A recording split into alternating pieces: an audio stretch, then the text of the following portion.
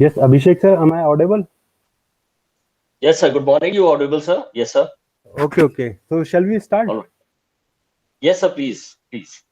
Okay सभी को नमस्कार और योग दिवस की हार्दिक शुभकामनाएं जो भी यहाँ पर आज इस वेबिनार में उपस्थित हैं। तो शुभ प्रभात आदरणीय प्राचार्य महोदय, राज्य स्तरीय होटल प्रबंधन संस्थान नई टिहरी।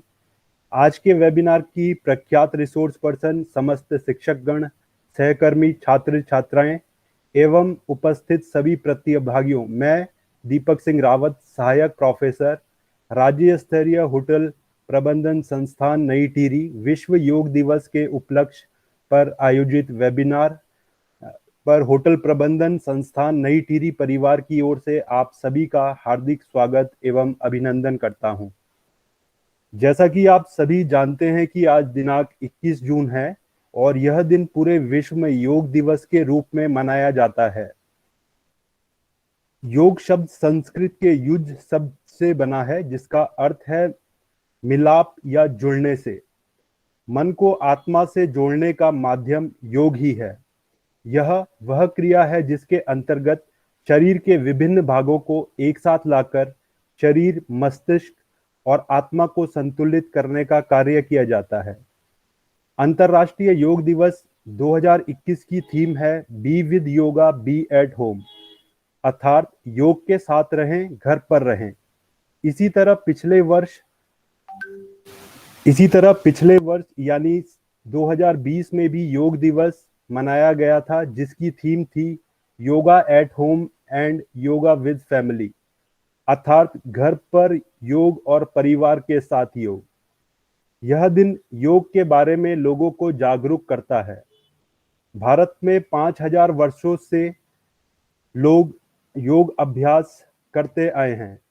सितंबर 2014 में हमारे माननीय प्रधानमंत्री श्री नरेंद्र मोदी जी ने योग दिवस का प्रस्ताव रखा। उसके बाद दिसंबर 2014 में 21 जून को संयुक्त राष्ट्र ने अंतर्राष्ट्रीय योग दिवस घोषित कर दिया। अंतर्राष्ट्रीय योग दिवस 170 से अधिक देशों में मनाया जाता है। योग इन सभी राष्ट्रों को एक साथ लेके आता है। योग दुनिया भर में चुनौतीपूर्ण बीमारियों की दर कम करने में भी सक्षम है। योग हमारे मन को अनुशासित करने का एक मार्ग है। आशा है कि इस दिन आप में से हर कोई अपने व्यस्त जीवन में से समय निकालकर योग को अपनाएंगे और एक अच्छे शरीर एवं मानसिक स्वास्थ्य की ओर अग्रसर होंगे। हमारा राज्य स्तरीय होटल प्रबंधन संस्थान नई टिहरी छात्र छात्राओं एवं समाज के विभिन्न वर्गों के लिए विभिन्न कल्याणकारी कार्यक्रमों का आयोजन कराता आ रहा है। यह आयोजन भी इसी क्रम में हमारा एक छोटा सा प्रयास है। मैं इस योग वेबिनार में उपस्थित सभी प्रतिभागियों को सूचित करना चाहता हूं कि आज हम लोग वेबिनार विशेषज्ञ द्वारा इस कार्यक्रम में, जिसका विषय है मानसिक स्वास्थ्य के लिए योगिक अभ्यास, इन प्रमुख बिंदुओं पर चर्चा करेंगे।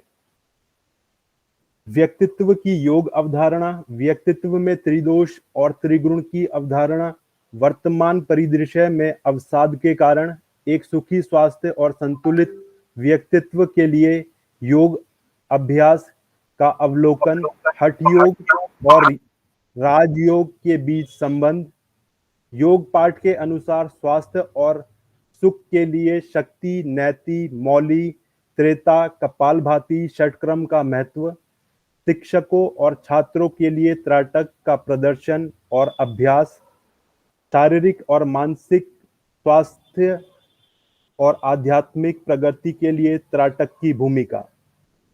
इससे पहले कि हम आगे बढ़ें, मैं आप सभी को संक्षिप्त में नई टिहरी के विषय में, जहां हमारा होटल प्रबंधन संस्थान स्थित है, के बारे में कुछ बताना चाहूंगा। नई टिहरी टिहरी गढ़वाल का नवीन स्थापित नगर व जिला मुख्यालय है। यह एक खूबसूरत पहाड़ी जिला होने के साथ साथ सुंदर भूभागों से आच्छादित है, जो समुद्र तल से लगभग 1750 मीटर की ऊंचाई पर स्थित है। यह चंबा शहर से 11 किलोमीटर, ऋषिकेश से 75 किलोमीटर, राज्य की राजधानी से 110 किलोमीटर और राष्ट्रीय राजधानी दिल्ली से 367 किलोमीटर की दूरी पर स्थित है। टिहरी गढ़वाल अपने विश्व प्रसिद्ध आकर्षक पर्यटन के लिए जाना जाता है, जिनमें प्रमुख तौर पर पवित्र मंदिर जैसे सुरकंडा देवी मंदिर, चंद्रबदनी देवी मंदिर और कुंजापुरी देवी मंदिर शामिल हैं। पर्यटन स्थल जैसे मसूरी, धनौल्टी, कानाताल के लिए भी टिहरी गढ़वाल जाना जाता है। टिहरी जिला अपने टिहरी बांध के लिए विश्व प्रसिद्ध है, जो दुनिया में सबसे ऊंचे बांधों में से एक है, जिसकी झील की लंबाई लगभग 47 किलोमीटर है और साहसिक खेल पर्यटन के लिए प्रख्यात है। इसके अलावा झील के ऊपर नवनिर्मित सस्पेंशन पुल है, जो दुनिया में सबसे ऊंचे सस्पेंशन पुलों में से एक है, जिसका नाम है डोबरा चांटी पुल। इसके अलावा भी यहाँ पर पर्यटन के दृष्टिकोण से अपार संभावनाएं हैं, जिसे देखते हुए उत्तराखंड सरकार ने वर्ष 2015 में राज्य स्तरीय होटल प्रबंधन संस्थान नई टिहरी की स्थापना की। राज्य स्तरीय होटल प्रबंधन संस्थान नई टिहरी सितंबर 2015 में अस्तित्व में आया, जो उत्तराखंड पर्यटन विकास परिषद उत्तराखंड सरकार द्वारा संचालित है एवं वीर माधव सिंह उत्तराखंड तकनीकी विश्वविद्यालय देहरादून का संस्थान है। वीर माधव सिंह उत्तराखंड तकनीकी विश्वविद्यालय की स्थापना 27 जनवरी 2005 को उत्तराखंड सरकार द्वारा की गई। विश्वविद्यालय के 8 संघटक संस्थान व 132 मान्यता प्राप्त कॉलेज हैं। वर्तमान में डॉक्टर पीपी ध्यानी जी विश्वविद्यालय के कुलपति हैं। होटल प्रबंधन संस्थान नई टिहरी में वर्तमान में 4 वर्षीय BHMCT, 2 वर्षीय MHMCT पाठ्यक्रम संचालित है। उक्त पाठ्यक्रम अखिल भारतीय तकनीकी परिषद द्वारा मान्यता प्राप्त हैं, जो कि शिक्षा मंत्रालय भारत सरकार के अंतर्गत एक स्वायत्त संस्था है। यह भारतवर्ष में तकनीकी शिक्षा, विकास एवं बढ़ावे के लिए उत्तरदायी संस्था है। इसके साथ ही संस्था में हुनर से रोजगार कार्यक्रम भी संचालित है व डिप्लोमा कोर्स भी प्रस्तावित किया जा चुका है। स्थापना के बाद से ही संस्थान छात्रों को आतिथ्य प्रबंधन में उच्च गुणवत्ता वाली शिक्षा व प्रशिक्षण प्रदान कर रहा है। संस्थान उन्नत भारत अभियान का एक सक्रिय सदस्य भी है। वह विश्व प्रसिद्ध टिहरी झील महोत्सव में संस्थान द्वारा प्रतिवर्ष खान पान एवं अतिथि सत्कार से संबंधित जिम्मेदारियों को सफलतापूर्वक निभाया जा रहा है। वर्ष 2019 से संस्थान ने प्रशिक्षण भागीदारी के रूप में ग्रामीण स्वरोजगार प्रशिक्षण संस्थान नई टिहरी के साथ होम स्टे प्रशिक्षण कार्यक्रम के लिए प्रतिभागियों को प्रशिक्षण देने में अहम भूमिका निभाई है। संस्थान ने स्थानीय लोगों के लिए कई सामाजिक कार्यक्रमों के लिए विभिन्न कार्यशालाओं का भी आयोजन किया है। भविष्य में भी संस्थान द्वारा कुछ कार्यक्रम प्रस्तावित हैं, जैसे खाद्य प्रसंस्करण और खाद्य संरक्षण पर कार्यशाला का आयोजन किया जाना। संस्थान ने यह कुछ उपलब्धियां थी जिन्हें संस्थान ने बहुत कम समय में हासिल किया है, जिसका श्रेय संस्थान की प्रबंधन टीम को जाता है, जिनकी मेहनत, लगन और कर्तव्य निष्ठा भाव से किए गए कार्यों से आज संस्थान अपनी पहचान बनाने में सफल हुआ है। और अब मैं आमंत्रित करना चाहूंगा राज्य स्तरीय होटल प्रबंधन संस्थान नई टिहरी के निदेशक डॉक्टर यशपाल नेगी जी को कि आज की हमारी रिसोर्स पर्सन का स्वागत करते हुए कुछ शब्द कहें और कार्यक्रम को आगे बढ़ाने का कष्ट करें। यशपाल सर।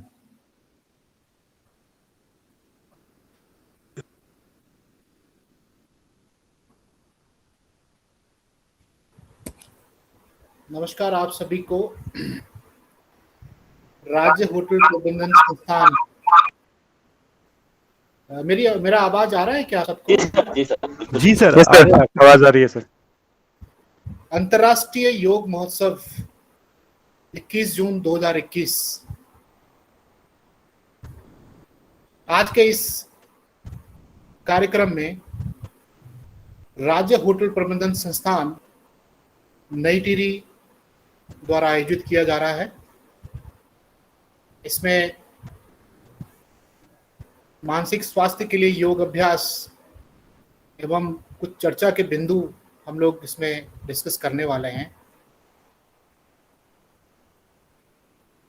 एक बहुसर्जक लेखिका एवं प्रतिष्ठित योग विशेषज्ञ डॉक्टर कविता भट्ट, हेमवती नंदन बहुगुणा गढ़वाल विश्वविद्यालय उत्तराखंड का तहे दिल से संस्थान स्वागत करता है, अभिनंदन करता है कि आपके इस बहुमूल्य समय में आपके द्वारा संस्थान को समय दिया गया है। आपका बहुत बहुत आभार एवं स्वागत है आपका। समय को देखते हुए, समय की, क्योंकि आप काफ़ी व्यस्त रहती हैं और आपके समय के मूल्यों को समझते हुए बिना किसी हिचकिचाहट के मैं आपका स्वागत करूंगा और आपसे पूरा डायस जो है आपके हवाले करता हूं।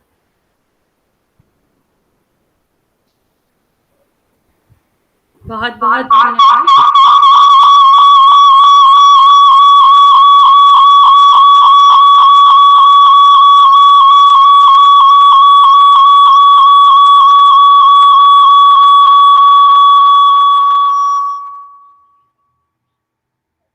कुछ समस्या है स्पीकर में।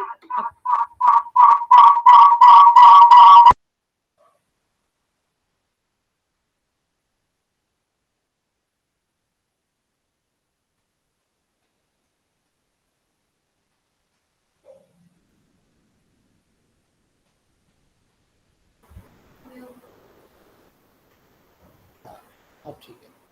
अब देखिए, अब हाँ जी। am I audible? आप लोग मुझे सुन पा रहे हैं ठीक से? जी जी मैडम। जी मैडम। अब इको तो नहीं है ना? अब ठीक है ना?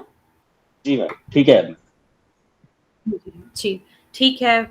बहुत बहुत धन्यवाद आदरणीय डॉक्टर यशपाल नेगी, जो कि इस संस्थान के बहुत ही यशस्वी निदेशक हैं और जिन्होंने अपने कार्यकाल को शुरू करते ही इस संस्थान में बहुत सारे ऐसे सकारात्मक परिवर्तन किए और इस संस्थान में मैं कहूँ तो पूरे प्राण डाले, पूरे अच्छे ढंग से उन्होंने अपना कार्यकाल प्रारंभ किया। इसके लिए मैं इनको बधाई संप्रेषित करती हूँ इस मंच के माध्यम से। और साथ ही साथ आप सभी जो भी आयोजन मंडल की टोली में सम्मिलित हैं, उसमें अभी तक जो बहुत सुंदर संचालन कर रहे थे आदरणीय रावत साहब, और उसके अतिरिक्त जिनसे लगातार मेरा वार्ता होती रही, ऐसे आदरणीय नेगी जी, प्रदीप नेगी जी, जिन्होंने कि पूरा कार्यक्रम मुझे समझाया, बातचीत हुई, और चूंकि वो माध्यम बने तो उनको भी मैं धन्यवाद देती हूँ। और आदरणीय डॉक्टर यशपाल नेगी जी को तो मैं हृदय की गहराइयों से धन्यवाद व्यक्त करती हूँ, चूंकि वे हमारे विश्वविद्यालय में बहुत ही उन्होंने अपना एक ऊर्जावान समय, पूरी ऊर्जा हमारे विश्वविद्यालय को भी दी है और निरंतर वे अपनी सक्रियता के लिए जाने जाते हैं।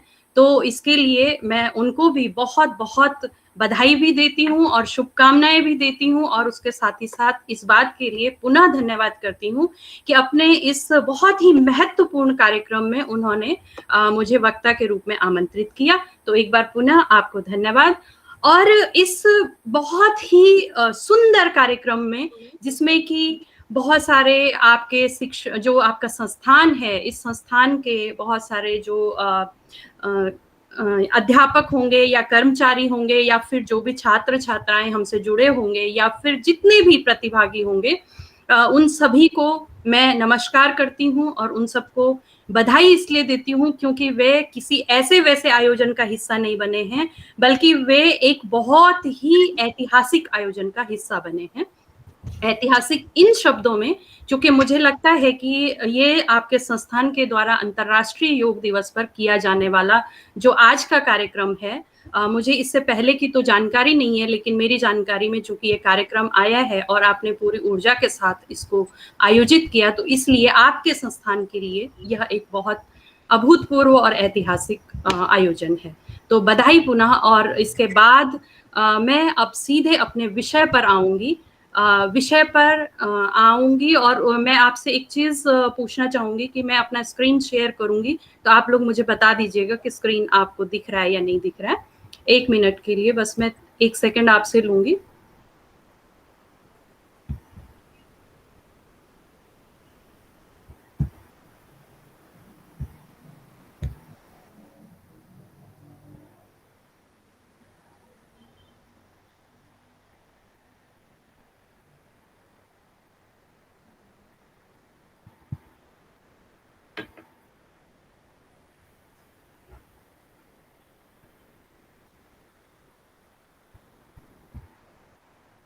आप लोग मेरी स्क्रीन देख पा रहे हैं क्या?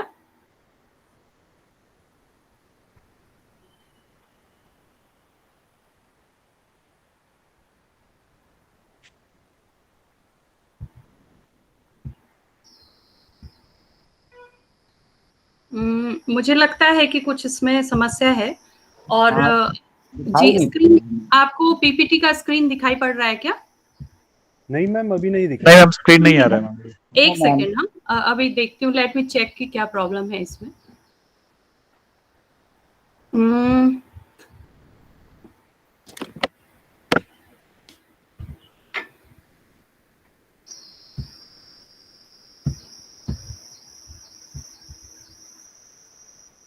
ये शेयर हो नहीं पा रहा है, कुछ मुझे लगता है समस्या है इसमें। देखती हूँ अभी, अगर होता है तो ठीक है, नहीं तो फिर सीधे हम व्याख्यान की तरफ चलेंगे।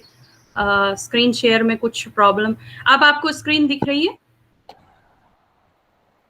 स्क्रीन आपको दिख रही है क्या? No ma'am. Okay, I am trying, देखती हूँ होता है कि नहीं। कुछ प्रॉब्लम है शायद इसमें, क्योंकि कल तो मैंने ये किया था। Let me check.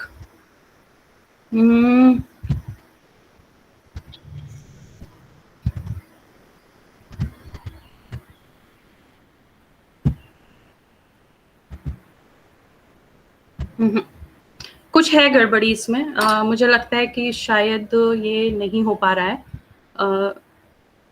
एक बार और चेक कर लेती हूँ, फिर नहीं होता है तो उसके बाद हम सीधे वक्तव्य की तरफ ही चलेंगे फिर, अगर नहीं हो पाता है तो। देखती हूँ।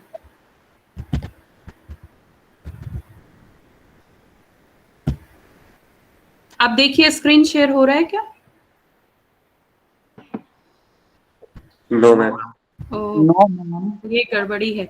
चलिए कोई बात नहीं, हम लोग सीधे व्याख्यान की तरफ चलेंगे। और आज का जो आपका शीर्षक है, जो बहुत ही सुंदर आपने एक शीर्षक, इसलिए मैं इसको कहूंगी क्योंकि हम सभी जानते हैं कि कोविड-19 पैंडेमिक का दौर चल रहा है, और कोविड-19 के दौर में हम बहुत सारा मानसिक अवसाद लिए हुए हैं। कहीं ना कहीं हमारा जो मानसिक स्वास्थ्य है वह इससे प्रभावित हुआ है, और मानसिक स्वास्थ्य के प्रभावित होने के कारण हम तनाव, अवसाद, चिड़चिड़ापन, क्रोध और इन सारी समस्याओं से जूझ रहे हैं। तो यह एक बड़ी समस्या इसलिए है क्योंकि अगर हमारा मन स्वस्थ नहीं होता है तो हमारा शरीर भी स्वस्थ नहीं होता है, और मन और शरीर अगर स्वस्थ नहीं होते हैं तो हमारा व्यक्तित्व पूरी तरीके से जो है वो असंतुलित हो जाता है, और अस्वस्थ होने के कारण ना तो हम ठीक से अपना कार्य कर पाते हैं और ना ही अपनी प्रतिभा का लाभ समाज को दे पाएंगे। तो इसलिए सबसे पहली जो आवश्यकता है वह हमारा मानसिक स्वास्थ्य आवश्यक है। और उसके लिए हमें व्यक्तित्व को इसलिए समझना होगा क्योंकि अगर व्यक्तित्व के अवयवों को, उसके घटकों को नहीं समझेंगे तो हम यह नहीं जान पाएंगे कि कैसे हम उसमें परिवर्तन ला करके कैसे हम स्वास्थ्य को प्राप्त कर सकते हैं। तो यह एक बहुत ही जरूरी सत्र हो जाता है हम सभी के लिए, और मुख्य बिंदु इस सत्र के होंगे कि योग दर्शन में दुख की अवधारणा क्या है, और उसमें व्यक्तित्व जो है वह दुख से निवृत्ति कैसे हम प्राप्त कर सकते हैं, कैसे उसमें हमारा व्यक्तित्व हमारे लिए सहयोगी हो सकता है, क्योंकि व्यक्तित्व में केवल शरीर ही नहीं आता है बल्कि मन, आत्मा और हमारा पूरा जो हमारा अपीयर होने का ढंग है, कैसे हम समाज के समक्ष अपने आप को प्रकट करते हैं, अभिव्यक्त करते हैं, ये सारी चीजें व्यक्तित्व में आती हैं। तो इस पर योग दर्शन ने बहुत अच्छा एक पूरा प्रारूप इसका प्रस्तुत किया है, उसको मैं संक्षेप में समझाना चाहूंगी। उसके बाद हम अवसाद को समझने का प्रयास करेंगे, और अवसाद के बाद फिर मैं आऊंगी अवसाद से मुक्ति के लिए क्या क्या ऐसे साधन हो सकते हैं जिनको कि हम अपना करके आगे अपना उन्नति और अपना जो पथ प्रशस्त है कल्याण के लिए कर सकते हैं। कैसे ये हो सकता है, उसके लिए राजयोग के अनुसार अष्टांग योग और हठ योग के अनुसार सप्तांग योग, और फिर हठ योग में षटकर्म का क्या स्थान है, षटकर्म में फिर एक छोटी सी क्रिया है वह मैं आपको समझाने का प्रयास करूंगी। थोड़ा सा अगर समय रहेगा तो डेमोन्स्ट्रेशन भी करेंगे और उसमें आप लोग भी मेरे साथ करेंगे, तो आपको उसके प्रभाव जो हैं वह पता चलेंगे। और उसको हम कहते हैं षटकर्म के अंतर्गत त्राटक कर्म। और त्राटक कर्म को मैंने बहुत लोगों पर शोध किया, शोध के बाद मैं इस नतीजे पर पहुंची, इस परिणाम पर पहुंची। शोध के जो निष्कर्ष थे वे ये थे कि त्राटक कर्म अवसाद से बाहर आने के लिए बहुत उपयोगी है। और विशेषकर कोविड-19 के दौर में जब हम इस बहुत ही बड़ी विभीषिका में फंसे हुए हैं, जिस समय के हमें घरों में कैद रहना पड़ रहा है, हम अपना काम ठीक से नहीं कर पा रहे हैं, तो ऐसी स्थिति में कोविड-19 के ऐसे बहुत ही विकट समय में त्राटक कर्म की क्योंकि विशेष उपयोगिता है मानसिक स्वास्थ्य के लिए, इसलिए थोड़ी सी उसकी उपयोगिता पर मैं बात करूंगी। तो चलिए मैं सीधे आपको ले चलती हूँ योग दर्शन की जो शब्दावली है, उसमें जीवन और जीवन में जो हमारे दुख है उसको किस तरीके से परिभाषित किया गया है, संक्षेप में इस बार बात करूंगी, और उसके बाद हम व्यक्तित्व की ओर आएंगे। तो योग दर्शन, जैसा कि अभी रावत जी कह रहे थे कि युज धातु से बना है और उसका अर्थ है योग का अर्थ है मिलना, पर किससे मिलना, यह बात हमें बहुत ही अच्छे से समझनी होगी कि किससे मिलना और किससे बिछड़ना। तो बिछड़ना है हमें दुखों से और मिलना है हमें अपने आत्म स्वरूप से जो हमारे भीतर चेतना है। अभी आपने देखा होगा कोविड-19 के दौर में कि ऑक्सीजन के सिलेंडर जो हैं वो ब्लैक हो रहे थे, और ऑक्सीजन को चूंकि प्राण वायु कहा जाता है, और लेकिन आपने ये देखा होगा कि कई लोग ऐसे थे जो कई महीनों तक लाइफ सपोर्टिंग सिस्टम के भरोसे रहे, वेंटिलेटर पे रहे, उनको ऑक्सीजन दी जाती रही, लेकिन उसके बावजूद भी उनके जीवन को बचाया नहीं जा सका। इस क्रम में हमने बहुत सारे अपनों को खोया और यह दुख झेला। तो इसका अर्थ यह निकलता है कि केवल ऑक्सीजन प्राण नहीं है, प्राण वह है जो चेतना के रूप में हमारे पूरे व्यक्तित्व में अभिसिंचित रहता है, सम्मिलित रहता है। तो इस प्राण की बहुत विशद व्याख्या योग में की गई है, और उसी के माध्यम से हमें जीवन मिलता है। हमें ऑक्सीजन केवल जीवन नहीं दे सकती। और जो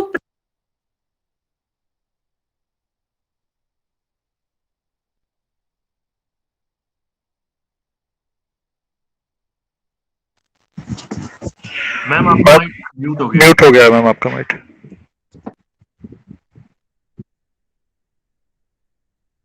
नो मैम, आवाज नहीं आ रही, म्यूट है आपका माइक।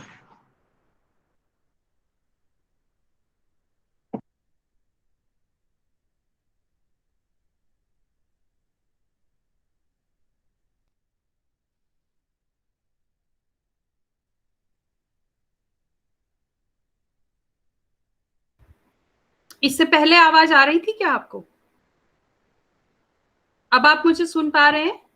यस जी मैम, मैम, आ रही आवाज है। आ रही है आपकी। इससे पहले आपको आवाज आ रही थी क्या? इससे जी पहले जी, आवाज? पहले आ रही थी मैम। पहले आ ओके रही थी। Okay okay. जी, पहले मुझे आ रही लगता है थी। वो टच हो गया होगा, हो सकता है।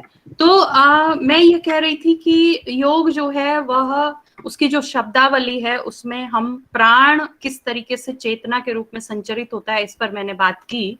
और जो हमारा पूरा व्यक्तित्व है वह पूरे जीवन हम लोग सुख और दुख इन दो शब्दावलियों में उलझे हुए रहते हैं। जो हमें अच्छा लगता है, हमारे इंद्रियों को अच्छा लगता है, हमारे शरीर को, हमारे मन को अच्छा लगता है, उसको हम सुख कहते हैं, और जो हमें अच्छा नहीं लगता है उसको हम दुख कहते हैं। तो योग का जो वास्तविक उद्देश्य है वह दुखों से निवृत्त होना है। दुखों से निवृत्त होंगे हम तब जब हम दुख को समझेंगे और दुख को समझ करके उसके कारणों का निवारण करेंगे। तो इसके लिए योग में शब्दावली जो है वह आती है हेय। हेय का अर्थ है दुख, हेतु, हेतु का अर्थ है दुख का कारण, यानी दुख है तो दुख का कोई कारण भी है। और तीसरा शब्द है हान, यानी कि दुख का अगर कारण है तो उसका निवारण भी है। और फिर निवारण कैसे संभव होगा, इस पर जो अष्टांग योग या सप्तांग योग के जो साधन हमको दिए गए हैं वे सारे हानोपाय में चर्चा किए गए हैं। और योग कोई नई विधा नहीं है, यह सदियों से वेद उपनिषदों के काल से यह योग विद्या चली आ रही थी, लेकिन इसको संकलित और एक जगह व्यवस्थित और क्रमबद्ध किया महर्षि पतंजलि ने। लेकिन पतंजलि ने अपने योग शास्त्र में केवल सैद्धांतिक पक्ष को समझाया। तो सैद्धांतिक पक्ष को समझ करके ही हम किसी चीज का पूरा पूरा अनुसरण नहीं कर सकते हैं। उसके लिए फिर बहुत सारे हठ योगियों ने बहुत सारे ऐसे ग्रंथ लिखे जो कि प्रायोगिक ग्रंथ थे, और उनके आधार पर ही हम आसन और प्राणायाम आदि का अभ्यास करते हैं। लेकिन कुछ योग गुरुओं ने आसन और प्राणायाम को ही पूरा योग कह करके प्रस्तुत कर दिया, जबकि ऐसा नहीं है। आसन और प्राणायाम से पूर्व हम सबसे पहले षटकर्म करते हैं, षटकर्म के बाद आसन, और फिर प्राणायाम, फिर मुद्रा, फिर बंध, फिर इस तरीके से प्राणायाम के बाद प्रत्याहार, फिर धारणा, फिर ध्यान और समाधि। इस प्रकार से अष्टांग योग में लेकिन यम और नियम का भी पहले प्राविधान है। ये जो पहले मैंने बताए ये सप्तांग योग या हठ योग के साधन थे। ये किस लिए बताए? क्योंकि दुख का जो मूल कारण है वह अविद्या है। अविद्या का अर्थ है कि हम अशुद्ध को शुद्ध समझते हैं, अनित्य को नित्य समझते हैं, अनात्म को आत्म समझते हैं। तो सिंपल सी बात है कि योग क्या करता है, वह हमें ऐसा हमारे अंदर ऐसी मानसिक क्षमता को विकसित करता है जिससे हम चीजों का, पूरे जगत का, पूरे हमारा जो व्यक्तित्व है उसका, और हमारे इर्द गिर्द जितने भी वातावरण में जो भी चीजें हैं, जो भी लोग हैं, जो भी जीव हैं, उन सबको हम समझ करके और फिर उसमें से अपने आप को समेटना प्रारंभ करते हैं और उसका सही स्वरूप जान पाते हैं। यह योग का उद्देश्य है। हमारा जो व्यक्तित्व है उसमें महत्व, जिसको हम बुद्धि कहते हैं, दूसरा है अहंकार, जिसको हम त्रिगुण कहते हैं, सत्व, रजस और तमस, ये त्रिगुण हैं। और फिर त्रिगुण में सत्व से जो है वो 5 ज्ञान इंद्रियां, जिसमें कि आंख, नाक, कान, जीभ और त्वचा, 5 कर्मेंद्रियां जिसमें हाथ, पैर, मुंह और जितने भी प्रजनन के अंग हैं, सेक्सुअल ऑर्गन्स हैं, और गुदा, ये उसमें आते हैं, और एक मन, ये सत्व गुण से उत्पन्न हुए हैं। और रजस जो है वह सारे व्यक्तित्व को क्रियान्वित करता है, उसको सक्रिय रखता है, रजस गुण। और तीसरा गुण है तमस, जो कि रूप, रस, गंध, शब्द और स्पर्श तथा इनको हम तन्मात्रा कहते हैं। और उसके बाद पंचमहाभूत अग्नि, जल, पृथ्वी, वायु और आकाश। ये विषय थोड़ा सा गूढ़ हो जाते हैं, और इसलिए इन विषयों में बस मैं इतना ही कहना चाहूंगी कि पूरे व्यक्तित्व का जो केंद्र है वह हमारा चित्त है या मन है।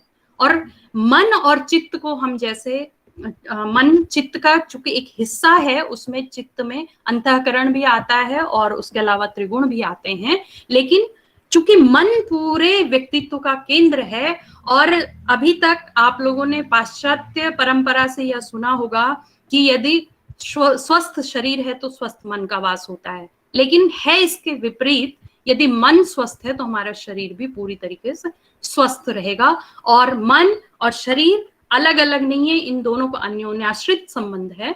और WHO ने जो परिभाषा दी है स्वास्थ्य की, उसमें भी यही कहा गया है कि शरीर, मन और आत्मा, तीनों अवयवों को उसमें सम्मिलित किया गया है। और उसमें यह कहा गया है कि तीनों को संतुलित और पूरा एक उनमें तारतम्यता होनी चाहिए, उनमें एक सामंजस्य होना चाहिए। हमारा मन, हमारा शरीर एक, जिसे हम कहते हैं, जैसे बहुत सुंदर संगीत हम सुनते हैं, उस संगीत में जहां पर ढोलक की आवश्यकता है वहां पर ढोलक बजती है, जहां पर हारमोनियम की आवश्यकता है वहां हारमोनियम बजती है, जहां वायलिन चाहिए वहां वायलिन बजता है। तो एक उसके बाद जो सुर लहरियां उत्पन्न होती हैं वह बहुत कर्णप्रिय होती हैं। तो सीधी सी बात यह है कि हमारा मन, शरीर और आत्मा, ये तीनों भी उन वाद्य यंत्रों की तरह ही हैं जो कि एक साथ जब बजते हैं तो बहुत सुंदर संगीत को उत्पन्न करते हैं, और वह संगीत हमारे व्यक्तित्व को दर्शाता है। तो इनको सामंजस्य में लाने के लिए योग ने कहा है कि आपको दुख से मुक्ति प्राप्त करनी है, दुख से निवृत्त होना है। और दुख जो हैं 3 प्रकार के बताए गए हैं। पहला है परिणाम, दूसरा है ताप, तीसरा है संस्कार दुख। अब ताप दुख जो है, जो उसमें 3 प्रकार के फिर से दुख बताए गए हैं। पहला है आध्यात्मिक, दूसरा है आधिदैविक और फिर है आधि भौतिक। आध्यात्मिक दुख के अंतर्गत वे दुख आते हैं जो कि शारीर हैं और मानस हैं। शारीर दुख जो है वो वात, पित्त और कफ के असंतुलन से उत्पन्न होते हैं, और मानस दुख जो हैं वो सत्व, रजस और तमस, इन त्रिगुणों के असंतुलन या प्रकुपन से उत्पन्न होते हैं। अब जो दूसरा दुख है आधिदैविक दुख, उसका संबंध हमारे शरीर और मन से नहीं है। मन से तो इसलिए हो सकता है क्योंकि मन हमें उसके प्रति दृढ़ करेगा कि हमें ये दुख झेलना है या इस दुख से निवृत्त होना है, लेकिन मन का उसमें भावनाओं का कोई वैसा रोल नहीं है। जो आधिदैविक दुख है उसमें भूकंप आते हैं, बाढ़ वगैरह, जो ये जितने भी आधिदैविक जो आपदाएं हैं ये सब उसके अंतर्गत रखे जाते हैं, और ये हमारे हाथ में इनको कंट्रोल करना नहीं है। तीसरे प्रकार का जो है वो आधि भौतिक, वह आधि भौतिक दुख दूसरे प्राणियों के द्वारा उत्पन्न, आपको किसी ने थप्पड़ मार दिया, आपके साथ किसी ने दुर्व्यवहार कर दिया, आपको सांप ने काट दिया, बिच्छू ने काट दिया, कोई ऐसा प्राणी जो आपको दुखी कर रहा है, उसको हम कहते हैं आधि भौतिक दुख। तो आधि दैविक और आधि भौतिक दुखों का जो उत्पत्ति है वह हमारे शरीर और हमारे मन से नहीं होती है, लेकिन जो आध्यात्मिक दुख हैं, शारीर और मानस दुख, उनको हम नियंत्रित कर सकते हैं। कैसे कर सकते हैं, आज हम इस पर बात करेंगे।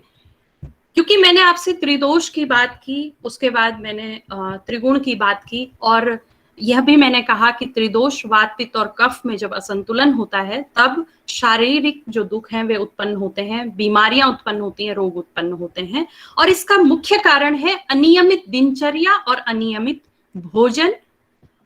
दूसरा जो है मानसिक दुख, मानस दुख, मानसिक अस्वस्थता, उसका कारण है त्रिगुण असंतुलन। और त्रिगुणों में असंतुलन कब पैदा होता है, जब हम काम, क्रोध, ईर्ष्या आदि मानसिक विकारों से ग्रस्त रहते हैं। तो सीधी सी बात है कि अगर हम अपना आहार, अपना व्यवहार, अपना आचार विचार यह सही नहीं रखेंगे, अपनी दिनचर्या को सही नहीं रखेंगे, तो हम इस प्रकार के शारीरिक और मानसिक दुखों में ही उलझे रहेंगे। अब क्योंकि मैंने आज अवसाद को मुख्य विषय रखा है, क्योंकि मानसिक स्वास्थ्य के लिए अवसाद को नियंत्रित करना, उससे बाहर आना बहुत आवश्यक है। अवसाद, जिसको कि आप डिप्रेशन के रूप में जानते हैं, डिप्रेशन एक बहुत ही प्रचलित शब्द हो गया है पिछले कुछ दशकों में, और मनोविज्ञान इसको कहता है कि ये मनोभावों से संबंधित दुख है। इसे सिंड्रोम की संज्ञा दी जाती है, और विश्व स्वास्थ्य संगठन के अनुसार अवसाद दुनिया भर में होने वाली सबसे सामान्य और सबसे बड़ी बीमारी है। विश्व में लगभग 350 मिलियन लोग अवसाद से प्रभावित रहते हैं एक समय में, और अवसाद जैसी यह समस्या हमारे जीवन में जो होती है उसके कारण मूड स्विंग्स आते हैं। कभी हमारा बहुत अच्छा मूड रहेगा, कभी बहुत खराब रहेगा, हम एक अकेलेपन में रहना शुरू कर देते हैं, या फिर हम बहुत ज्यादा क्रोधी प्रवृत्ति के हो जाते हैं, कभी हमारे अंदर बहुत ज्यादा चिड़चिड़ापन आ जाता है, बहुत सारे सुख साधन होते हुए भी हम प्रसन्न नहीं रह पाते हैं, अशांति रहती है, असफल, ऐसा लगता है कि हम असफल व्यक्ति हैं जीवन में, संबंधों में अलगाव रहता है, उग्र स्वभाव रहता है, गाली गलौज, हिंसा, और बहुत सारी जैसे कि एक दूसरे पर शंका करना, जैसे आपने देखा होगा कई पति होते हैं वो पत्नियों पर बहुत शंका करते हैं, कई पत्नियां होती हैं जो पतियों पर बहुत शंका करती हैं, तो ये भी अवसाद का एक लक्षण है, क्योंकि उन्हें अपने ऊपर आत्मविश्वास नहीं होता है, उनको निराशा दिखती है, तनाव दिखता है और अरुचि दिखती है। इसके कारण वे आक्रामक हो जाते हैं और हर चीज में कुतर्क करते हैं। ये सारे अवसाद के लक्षण हैं। और क्योंकि अवसाद के जो मूल कारण हैं उसमें जैविक कारण, जैसे कि मूलभूत आवश्यकताएं अगर किसी की पूरी नहीं हो रही हैं तो उसके कारण भी डिप्रेशन या अवसाद हो जाता है। रोटी कपड़ा मकान की समस्या है, बेरोजगार हैं, कुछ ऐसी जो समस्याएं हैं वो अवसाद की ओर ले जा सकती हैं। आनुवांशिक जो कारण है अवसाद के, उसमें न्यूरोट्रांसमीटर सूचनाओं और क्रियाशीलता और संचरण का जो एक तारतम्यता नहीं होती है, वह आनुवांशिक लक्षण है, कारण है अवसाद के। और न्यूरोट्रांसमीटर्स हमारे मस्तिष्क को चूंकि व्यवस्थित करते हैं, और जब मस्तिष्क व्यवस्थित नहीं होता है तो ऐसे कारणों से हम अवसाद की ओर चले जाते हैं। और भौतिक कारण इसके हो सकते हैं कुपोषण, हार्मोनल इम्बैलेंस, मौसम गड़बड़ है, बहुत दिन तक बारिश होती जा रही है या बहुत तेज धूप है, तब भी हम डिप्रेशन के किसी स्तर तक चले जाते हैं। तनाव है, रोग है, नशा है, और अप्रिय स्थितियों में लंबे समय तक रहना। अप्रिय स्थितियां क्या हो सकती हैं? जैसा कि अभी हम कोविड के दौर में घरों में कैद हैं, हमें घर में 24 घंटे घर में रहना हमें कभी अच्छा नहीं लगता, क्योंकि हमें नए नए परिवर्तन जीवन में अच्छे लगते हैं, जिनको हम कहते हैं क्वालिटेटिव चेंजेस। तो क्वालिटेटिव चेंजेस होते रहने चाहिए लाइफ में, इस समय नहीं हो रहे हैं, इसलिए हमें बहुत परेशानी हो रही है। हम कहीं ना कहीं अवसाद के किसी न किसी स्तर तक अपने आप को उससे पीड़ित पाते हैं। और 90% रोगियों में नींद की समस्या के कारण यह अवसाद की समस्या उत्पन्न हो जाती है। अब इससे होता क्या है? होता यह है कि वैयक्तिक समस्याएं, घरेलू हिंसा, असहयोग, असंतोष, एक दूसरे की भावनाओं को नहीं समझना, मन पर विद्रूपताओं के कारण बहुत बुरा प्रभाव पड़ना, ये सब हो जाता है, जिसमें कि सेरोटोनिन, डोपामाइन और नोरेपाइनेफ्रिन जैसे हार्मोन्स जो कि हमारी खुशी को प्रभावित करते हैं, इसलिए उनका सिक्रेशन अवसाद की स्थिति में कम हो जाता है और व्यक्ति बहुत गंभीर शारीरिक और मानसिक समस्याओं से घिर जाता है, बहुत सारे रोग उसको घेर लेते हैं। इसलिए ही मैंने कहा कि मन स्वस्थ रहेगा तभी हम स्वस्थ रह पाएंगे। और कई बार क्या होता है कि अवसाद के कारण बहुत वजन बढ़ जाता है, कई बार बहुत घट जाता है, कई बार मन में आत्महत्या के विचार आते हैं, कई बार वह व्यक्ति समाज से बिल्कुल कट जाता है, कई बार उसको गंभीर जो परिणाम हो सकते हैं, यहाँ तक कि मृत्यु तक व्यक्ति की हो सकती है, क्योंकि उसको कई कई दिन तक भूख नहीं लगती है, या फिर बहुत ज्यादा भूख लगती है, बहुत खाना खाने लगता है। कई बार वह खाद्य पदार्थों के प्रति बिल्कुल अरुचि की स्थिति उत्पन्न हो जाती है, और कई बार वह भोजन ग्रहण करता ही नहीं है, या फिर ऐसा भोज्य पदार्थ लेता है जिससे हमारे मन, मस्तिष्क और शरीर को हानि होती है। तो अब मैं यह बताऊंगी कि जो डिप्रेशन है इसका सबसे गंभीर जो स्तर है वह क्या होता है। सबसे गंभीर स्तर डिप्रेशन का या अवसाद का होता है, उसको हम कहते हैं साइकोटिक डिप्रेशन। और साइकोटिक डिप्रेशन जो है वह एक प्रकार की मनोविकृति है, और उसमें अवसाद की गंभीर अवस्था होती है। कई बार व्यक्ति अपने भीतर नकारात्मक विचारों को दोहराता रहता है, उसको बहुत जल्दी व्याकुलता होने लगती है, वह चीजों को बहुत आसानी से पाना चाहता है, लेकिन अगर नहीं मिलती है तो वो इतना व्याकुल हो जाता है कि दूसरों के ऊपर आक्रामक हो जाता है। कई बार आत्महत्या की प्रवृत्ति भी उसमें दिखाई देती है। तो ये सारी जो बातें थी अवसाद के बारे में, ये अब आपको चूंकि समझ में आपको पता चल गई होंगी आपको। और सबसे बड़ी बात जो मैं यहाँ पर उल्लिखित करना चाहती हूँ वह यह है कि अवसाद के 90% जो रोगी हैं वो स्वीकार ही नहीं करते हैं कि हम अवसाद में हैं, और वो मानना नहीं चाहते हैं और जानना भी नहीं चाहते हैं कि हम अवसाद में हैं। तो सबसे बड़ी बात यह है कि हम अगर अवसाद में हैं तो हमको स्वीकार करना चाहिए कि हम अवसाद की स्थिति में चले गए हैं, और उससे निकलने के लिए हमको प्रयास करना चाहिए। वो प्रयास जो कि भिन्न भिन्न योगाभ्यासों के रूप में योग दर्शन के द्वारा बताए गए हैं उनको हम कर सकते हैं। अष्टांग योग में मैंने पहले ही कहा कि यम, जिसके अंतर्गत अहिंसा, सत्य, अस्तेय, ब्रह्मचर्य और अपरिग्रह। दूसरा साधन है नियम, शौच, संतोष, तप, स्वाध्याय और ईश्वर प्रणिधान। तीसरा साधन है आसन, जिसमें कि बहुत सारे शारीरिक स्थिरता के साधनों को और सामर्थ्य बढ़ाने के जो पोजेस होते हैं, शरीर की स्थितियां होती हैं भिन्न भिन्न, उसको आसन कहते हैं। तीसरा है ये। और चौथा है प्राणायाम, जिसमें कि आजकल आपने देखा होगा अनुलोम विलोम प्राणायाम इत्यादि श्वास प्रश्वास की जो क्रियाएं हैं, अभ्यास हैं, उसको हम प्राणायाम के अंतर्गत रखते हैं। अगला है प्रत्याहार, जिसमें कि इंद्रियों पर विजय प्राप्त करना। फिर उससे अगला है धारणा, जिसमें प्राणों को धारण करके एकाग्रता का विकास किया जाता है। अगला है ध्यान, जिसमें मन को स्थिर करके एकाग्र और शांत किया जाता है। और सबसे अंतिम जो 8वां साधन है वह समाधि है। समाधि तक विरले लोग ही पहुंच पाते हैं, इसलिए क्योंकि यह परम चेतना में अवस्थित होने का एक अभ्यास है। आज इन सारे गंभीर विषयों पर बात न करके हम एक बहुत ही महत्वपूर्ण अभ्यास पर आएंगे, जो कि षटकर्म के अंतर्गत विवेचित है। और षटकर्म मैं यह बता देना चाहूंगी, क्योंकि हठ योग राजयोग का आधार है। मैंने आपसे भी कहा कि पतंजलि ने सैद्धांतिक जो पक्ष था योग का वह स्पष्ट किया, लेकिन व्यावहारिक पक्ष जो है वह हठ योग के द्वारा ही विवेचित किया गया। और हठ योग में षटकर्म, आसन, प्राणायाम, मुद्राबंध, प्रत्याहार, धारणा, ध्यान और समाधि, इनकी चर्चा मिलती है।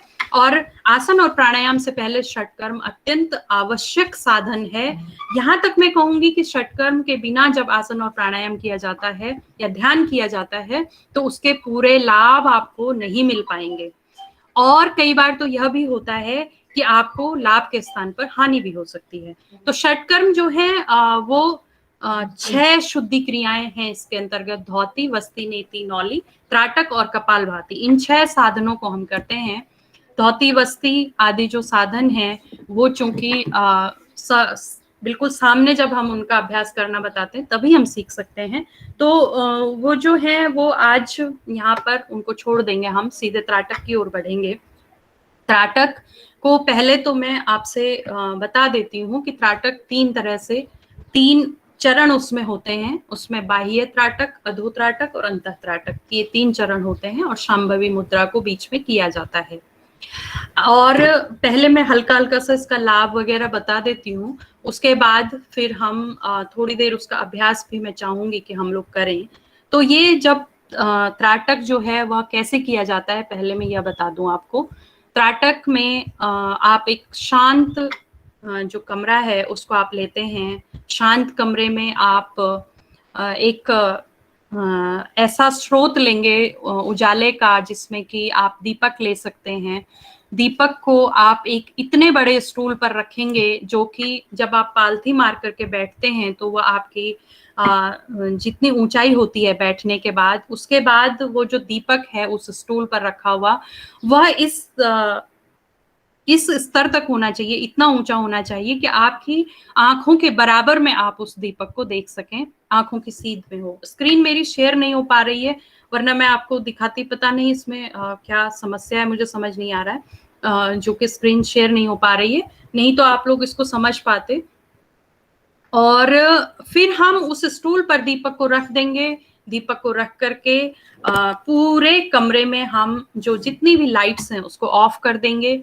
और यह मैं स्पष्ट कर दूं कि त्राटक जो है वो या तो ब्रह्म मुहूर्त में किया जाता है, सुबह के समय किया जाता है 4 बजे से 6 बजे के बीच, और या फिर उसको हम तब कर सकते हैं जब रात्रि का भोजन हम लगभग 7 या 8 बजे के आसपास रात का भोजन करके फिर भोजन के 1 घंटे बाद और नींद लेने से 1 घंटा पहले, यानी कि बीच का जो समय है उसमें हम त्राटक कर सकते हैं। त्राटक में आपको करना क्या है, फिर आपने स्टूल पर जो दीपक रखा उसके अलावा सारी लाइट्स आपने बंद कर दी। इस बात का ध्यान रखें कि कमरे में आपके स्वच्छ वायु आ जा रही हो लेकिन तेज हवा ना आ रही हो, दीपक जिससे दीपक की लौ कांपे नहीं, इतना होना चाहिए। उसके बाद आप उस स्टूल को रख करके उससे लगभग 3 फीट की दूरी पर आप एक सूती या ऊनी आसन बिछा देंगे और उसको बिछा करके उस पर आप पद्मासन, वज्रासन या फिर सिंपल पालथी मार करके आप बैठ सकते हैं। आपकी कमर रीढ़ की हड्डी यानी कि, और गर्दन बिल्कुल सीधी होनी चाहिए। और वो जो दीपक है, अब आप उसको जब प्रज्वलित आप कर लेंगे तो कोई भी लाइट नहीं है, सिर्फ दीपक की लाइट है। दीपक की जो रोशनी है उस पर आपको एकटक देखते रहना है, तब तक देखते रहना है आंखों को स्थिर करके जब तक कि आपकी आंखों से आंसू ना गिरने लगे। जब आपकी आंखों से आंसू गिरने लगते हैं उसके बाद आपकी आंखें अपने आप बंद हो जाती हैं, और आंखें बंद करके फिर आपको उस दीपक की रोशनी को, उस दीपक के प्रकाश को अपने दोनों भौं के मध्य में, जिसको हम आज्ञा चक्र भी कहते हैं, भ्रू मध्य भी कहते हैं, उसमें आपको उस दीपक की जो उसकी लौ थी उसका ध्यान करना है। ध्यान करने का अर्थ यह है कि उसको अनुभव करना है आपको कि यह जो दीपक की लौ है वह आपके दोनों भवों के बीच में प्रकाशमान है। और इसको आप 5 मिनट, 10 मिनट, 15 मिनट, 20 मिनट, आधा घंटा, और उसके बाद आपको जैसे जैसे आप इस अभ्यास को करने में पुराने होते चले जाएंगे, अभ्यस्त होते चले जाएंगे, उसके बाद आप इसको घंटों भी कर सकते हैं। लेकिन आंखें आपकी बंद रहेंगी, शरीर आपका पूरा शिथिल रहेगा, पूरा आपको अपने विचारों को आने देना है, जाने देना है। उन विचारों में आपको हस्तक्षेप नहीं करना है, यानी कि विचार, किसी एक विचार पर आपको रुकना नहीं है। जो विचार आ रहे हैं उन्हें आने दीजिए, जो जा रहे हैं उनको जाने दीजिए। उसके बाद जब आपका मन पूरी तरीके से शांत हो जाता है तो उस शांत मन से फिर आप किसी अपने प्रिय का, किसी इष्ट का भी ध्यान कर सकते हैं। यहाँ पर मैं यह बात स्पष्ट कर दूं कि दीपक की लौ के अतिरिक्त आप किसी प्रिय व्यक्ति के तस्वीर पर, फोटो पर, छायाचित्र पर, या किसी इष्ट देव की मूर्ति पर, या सूरज को देख करके, चांद को देख करके, तारों को देख करके, अलग अलग आप चीजों पर त्राटक कर सकते हैं। लेकिन सर्वप्रथम दीपक की रोशनी से आप प्रारंभ करेंगे। उसके अलावा एक बहुत प्रायोगिक ढंग है, अंगूठे पर भी त्राटक कर सकते हैं आप। संभवतः अगर ठीक से स्क्रीन काम करेगी तो मैं थोड़ी देर में आपको 2 मिनट का त्राटक करवाऊंगी, लेकिन उससे पहले मैं इसके लाभ आपको बता देती हूँ बहुत संक्षेप में। तब जब आप पूरी तरीके से शांत हो जाएं, शांत होने के बाद आप धीरे धीरे अपनी आंखें खोलेंगे। अब इससे होता क्या है? त्राटक को करने से एक तो आपकी जितनी ग्रंथियां हैं शरीर में, जिसमें से कि आपकी चाहे वो प्रजनन की ग्रंथियां हैं स्त्रियों और पुरुषों में, पैंक्रियाज है, एड्रिनल ग्लैंड है, थाइमस ग्लैंड है, थायराइड ग्लैंड है, और इन सारी ग्लैंड्स को जो व्यवस्थित करती है, जो जिसके निर्देशन में सारी ग्रंथियां काम करती हैं, वह ग्लैंड है पिट्यूटरी ग्लैंड, जिसको हम मास्टर ग्लैंड भी कहते हैं। मास्टर ग्लैंड क्योंकि पूरी ग्रंथियों को सुव्यवस्थित करती है, उनका जो हार्मोन्स है उसको वो नियत जितनी मात्रा में जिस हार्मोन को निकलना चाहिए उतनी ही मात्रा में निकलता है। तो ये जो पीयूष ग्रंथि है, इस पर त्राटक कर्म का बहुत ही सकारात्मक प्रभाव पड़ता है। और क्योंकि जब मास्टर ग्लैंड अच्छा होगा, जैसे कि कोई टीचर है, जब कोई टीचर बहुत अच्छा होता है तो उसके स्टूडेंट भी बहुत अच्छे होते हैं। ठीक उसी तरीके से पिट्यूटरी ग्लैंड अगर बहुत अच्छे से काम करने लगेगी तो आपकी सारी ग्रंथियां व्यवस्थित हो जाएंगी, संतुलित हो जाएंगी। उनका जितना भी स्राव है वो स्राव बहुत नियत मात्रा में होगा। तो वो हार्मोन्स जब आपके बैलेंस होंगे तो इसका बड़ा चमत्कारिक प्रभाव आपके व्यक्तित्व पर दिखता है। और जैसा कि मैंने कहा कि शरीर और मन और मस्तिष्क और आत्मा, इनका सामंजस्य बनता है, इनमें एक तारतम्यता बनती है और आपका व्यक्तित्व बहुत अद्भुत ढंग से निखरता है। और इसके साथ साथ क्या होता है, जब मैंने आपसे कहा था कि त्रिदोष का असंतुलन जो है वो दुख का कारण बनता है, रोगों का कारण बनता है, त्रिगुण का असंतुलन मानसिक रोगों का कारण बनता है, तो त्राटक कर्म को आप जब अपनी दिनचर्या में नित्य प्रति अपनाते हैं तो उसके बाद त्रिदोष संतुलन होता है, जिससे कि हम स्वस्थ होते हैं शरीर से।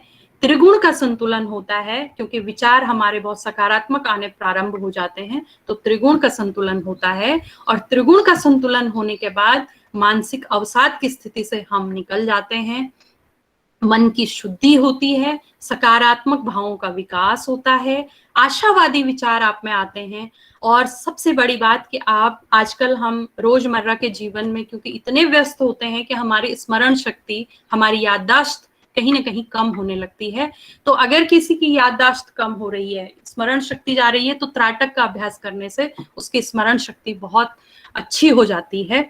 हार्मोन्स का संतुलन होता है, यह मैं आपको बता ही चुकी हूँ। इसके अलावा सबसे महत्वपूर्ण जो कि मैंने शोध किए, मेरे शोधों के बाद मैंने जो निकाला, इसमें जितने लोगों ने इसको नियमित दिनचर्या की तरह अपनाया, क्योंकि हमारे यहाँ फैकल्टी डेवलपमेंट सेंटर में बहुत सारे दूर दूर से अनेक राज्यों से फैकल्टीज यहाँ पर आती हैं, उनको हाँ त्राटक का अभ्यास मैंने करवाया। तो उसके बाद उसमें कई ऐसी फैकल्टीज थी जिनको पहले चश्मा लगा हुआ था, लेकिन त्राटक का अभ्यास करने से वो चश्मा उनका हट गया। जिनका बहुत ज्यादा नंबर का था उनका नंबर घट गया। तो दूर दृष्टि दोष और निकट दृष्टि दोष के जो परिणाम है वो आपको नहीं भुगतने पड़ते हैं। आपका इन दोनों दृष्टि दोषों का निवारण त्राटक के द्वारा होता है, लेकिन शर्त यह है कि आपको इसको नित्य प्रति अपनाना है। और एक बहुत महत्वपूर्ण प्रभाव जो त्राटक का है वह है आध्यात्मिक उन्नति और नैतिक उन्नति। दूसरा, यहाँ पर मैं उस विषय पर इसलिए नहीं जाऊंगी क्योंकि वह बहुत गूढ़ विषय हो जाएगा और संभवतः मुझे लगता है कि उन बातों को हम फिर किसी सत्र में करेंगे कभी। और क्योंकि वह आध्यात्मिक उन्नति का विषय है, आध्यात्मिक उन्नति जो कि आपको कल्याण की ओर ले जाती है। तो कल्याण की ओर आप जाएंगे जब आप पूरी तरीके से स्वस्थ होंगे, प्रसन्न होंगे, और उसमें चक्रों का संबंध उससे है। तो चक्रों की बात हम फिर कभी करेंगे। चक्र जो है वो ग्रंथियों को है, सूक्ष्म रूप से चक्र ग्रंथियों से ही जुड़ी हुई बात होती है। और ये बहुत सारी खोजों में माना भी गया है कि हार्मोन्स हमारे संतुलित होते हैं तो चक्रों का जागरण भी होता है। तो ये सारी बातें मुझे लगता है कि आज इस वार्ता के माध्यम से, इस वक्तव्य के माध्यम से कुछ चीजें आपने, अब मुझे आप लोग ये बताइए कि यदि आप 5 मिनट त्राटक का अभ्यास करना चाहते हैं, नेगी साहब आपका क्या आदेश है? क्या हमें ये 5 मिनट के लिए त्राटक का अभ्यास करना चाहिए या फिर हम सीधे इसके निष्कर्ष की ओर बढ़ें और फिर किसी सत्र में अभ्यास करवाएं? क्या आदेश है आपका? आई थिंक इसकी उपयोगिता तो उसी में है कि भाई अगर कुछ आसन हो जाए, जी जी, यहाँ पे हैं जिनको थोड़ा जानकारी नहीं हो अच्छा, तो एक काम करते हैं, क्योंकि आसन जो है वह इस समय करके तो क्योंकि विजुअल में थोड़ा सा दिक्कत हो जाती है उस तरीके से थोड़ा, लेकिन अगर कोई व्यक्ति अपनी, आप लोगों की कोई क्वेरीज हो, कुछ को किसी के मन में कोई प्रश्न हो योग को लेकर के, तो मैं चाहूंगी कि उन क्वेरीज का जवाब मैं दूं, उन प्रश्नों के उत्तर मैं दूं। और आसन जो है, आसनों के बारे में भी अगर आप कुछ पूछना चाहते हैं तो किसी का भी कोई प्रश्न हो तो वो हम पूछ सकते हैं। और फिर कभी अगर ईश्वर ने चाहा, कोविड पैंडेमिक के दौर से अगर हम निकले और ऑफलाइन कभी ऐसा संभव हुआ तो आसन हम बिल्कुल सामने करके भी दिखाएंगे और उनके लाभ भी बताएंगे। लेकिन अगर लाभों के बारे में या विधि के बारे में किसी की भी कोई क्वेरी हो तो कृपया आप मुझसे पूछ सकते हैं। आपका स्वागत है। नेगी साहब, ठीक रहेगा? बिल्कुल मैडम, बिल्कुल। हाँ जी, तो आप लोगों के किसी के भी कोई प्रश्न हो तो मुझसे पूछ सकते हैं। कोई जिज्ञासा जगी हो मन में आप लोगों के तो मुझसे कृपया पूछिए आप लोग, मैं आपके सवालों के जवाब दूंगी। मैम नमस्कार, मैं जशवंत जाड़ा, सहायक प्रोफेसर SIHM NITD से आपका पहले तो स्वागत करता हूँ जी। और मैम एक छोटा सा सवाल। धन्यवाद जयाड़ा जी, पूछिए। विद्यार्थी जी की तरफ से जी जी जी जी जी मैम, मैं ये पूछना चाह रहा था कि जैसे आप जानते हैं कि हम इतने एक्सपर्टाइज नहीं है योगा में, तो कौन से ऐसे आसन हैं जो मैं या मेरे बाकी जो कलीग्स हैं या जो भी साथी हैं घर पे कर सकते हैं, और उनका उचित समय क्या होगा और क्या क्या सावधानी हमें योग करने से पहले रखनी चाहिए? मैम प्लीज इस पे आप थोड़ा सा प्रकाश डालें। जी बिल्कुल, जी जी। जयारा जी, सबसे पहले तो आपको मैं बधाई दूंगी कि आपने एक बहुत ही उपयोगी प्रश्न मुझसे पूछा है।